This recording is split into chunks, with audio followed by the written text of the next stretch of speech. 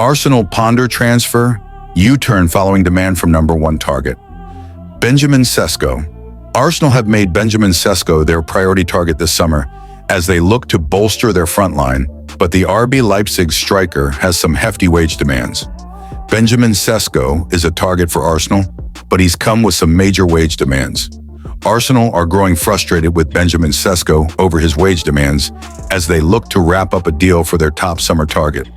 Adding a #9 is a priority for Mikel Arteta, but negotiations are not going smoothly due to his desired salary. The Gunners want the Slovenian hitman to be their big summer recruit and are ready to pay the £70 million as asking price that RB Leipzig are demanding. Their failure to quality for Europe has somewhat forced the sale with the highly rated striker tipped for the Premier League. However, Sesko's camp are looking to land a big payday and want more than Arsenal are preparing to shell out. It means that, as first revealed by The Sun, the North Londoners could back out with sporting director Andrea Berta, having been negotiating multiple deals simultaneously just in case. If so, it would likely take them in the direction for Victor Gyökeres.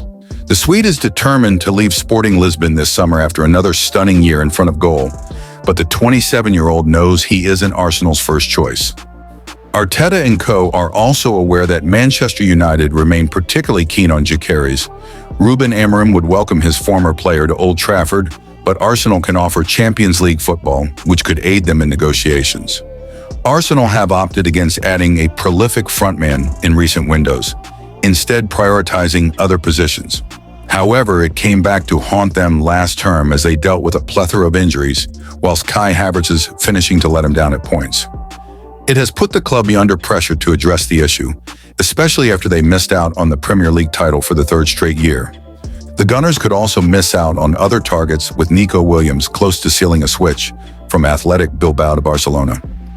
Arsenal could yet turn their attention to Victor Gyökeres.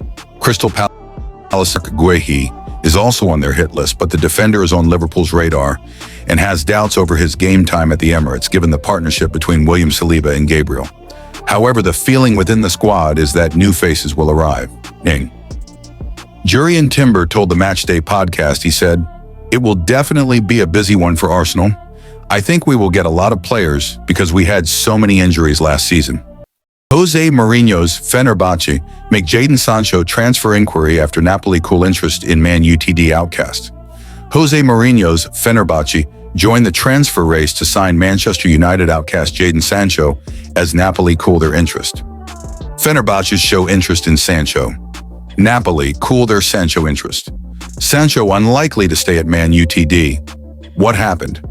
Sancho will return to Old Trafford after spending the 2024-25 campaign on loan at Chelsea. The winger had an inconsistent start at Stamford Bridge, but he found some form by the end of the season, contributing 5 goals and 10 assists. However, his efforts were not enough to convince Chelsea to keep the English winger permanently. The bigger picture. While Sancho returns to his parent club this summer, it is unlikely that he will stay, as the player has been deemed surplus to Ruben Amorim's needs. Amid speculations over the English star's future, Turkish journalist Yildiz Sabunkulu has claimed that Mourinho's Fenerbahce have reportedly shown interest in signing the 25-year-old. Did you know? Serie A giants Napoli and Juventus are also eyeing Sancho. However, Sabunkulu has claimed that the Italian champions have cooled their interest in the player due to his massive wage demands, which they are unlikely to meet. What next for Jadon Sancho? With the 2026 World Cup looming large on the horizon, Sancho will hope to find a club where he gets regular game time in the 2025-26 campaign to regain his form and remain in contention for a spot in the England national team. Transfer News Live. Liverpool agree £35 million deal. Sesko U-turn. Rashford's olive branch. Florian Wirtz has completed his transfer to Liverpool, but the Reds are not done yet as they eye Marc Guehi, Milos Kerkez, and more, while Arsenal move closer to announcing Martin Zubimendi's arrival.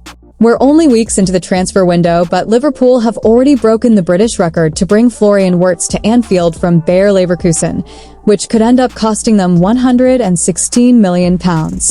Arne Slots haven't stopped there and have reached an agreement to land Bournemouth's Milos Kerkez, who is set for a medical next week after the Cherries agreed a fee of £40 million. Now the Reds are also keen on Crystal Palace star Mark Gahey, but they have Arsenal for company. The Gunners continue to push for Benjamin Sesko as they eye a new frontman, but the RB Leipzig star's demands could still scupper the deal and leave the club looking elsewhere. Confirmation of Martin Zubimendi's move to the Emirates is also expected soon. Manchester United are also in the market for a forward, but also looking to facilitate the exits of some major names, which is proving challenging. The likes of Jadon Sancho, Antony, and Alejandro Garnacho all require new clubs and are expected to move on. Across town, and Manchester City boss Pep Guardiola has confessed he needs to trim his squad after seeing several new faces arrive, which has left him with a bloated squad with Ilkay Gundogan potentially on the way out. Football Manager takes job at airport while on gardening leave after sacking. Swansea City axed Luke Williams back in February, and the former manager has decided not to rest on his laurels and has got himself a job working at Bristol Airport. Luke Williams has swapped management for a gig at Bristol Airport.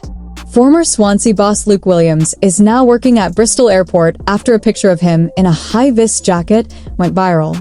The 44-year-old was placed on gardening leave in February this year and has now found himself work in a very different environment. Williams has worked at Swindon and Notts County in the past, and it was his work with the latter that caught the attention of those in Wales. He led Notts County to promotion from the National League via the playoffs and established them in League Two. His brand of football earned particular plaudits, and when he left Meadow Lane his side were the highest scorers in the Football League. However, his stint at Swansea would last just over a year before he was shown the door. 7 defeats in the space of 9 games eventually saw the Swansea hierarchy opt for a change earlier this year, and Williams was given the boot. Despite receiving a likely payoff from the championship outfit, the 44-year-old has been keen to remain busy. As a result, he's taken a job helping disabled and limited mobility passengers around the Bristol Airport terminal. He started the gig 2 weeks ago. A photo of the ex-Swansea boss has done the rounds with Williams wearing his yellow vest uniform and a lanyard as he comes out of the lift in Bristol, which is the 8th busiest airport in the UK. The former Notts County boss has never been scared of hard work and has revealed that, in order to fund his early coaching career, he loaded lorries for BHS and drove minibuses to and from nightclubs and airports. He previously told The Guardian when discussing his work ethic, "Sometimes I would work 20 hours off the bat, get 3 or 4 hours kip, back to work. In my opinion, motivation in life is everything." Luke Williams was in charge at Swansea at the start of the year. The realization in my late teens that life is going to be a monumental struggle for me, that life was about to become very tough, and the world would become very hostile for somebody with no qualifications, no contacts, working class, that desire to feed myself and look after myself kicked in. I realized that I was capable of tolerating almost anything, providing that I would be able to have a roof over my head and something to eat. That is how the motivation began. I don't think I've really moved away from that. I still feel as insecure in that way as I ever did.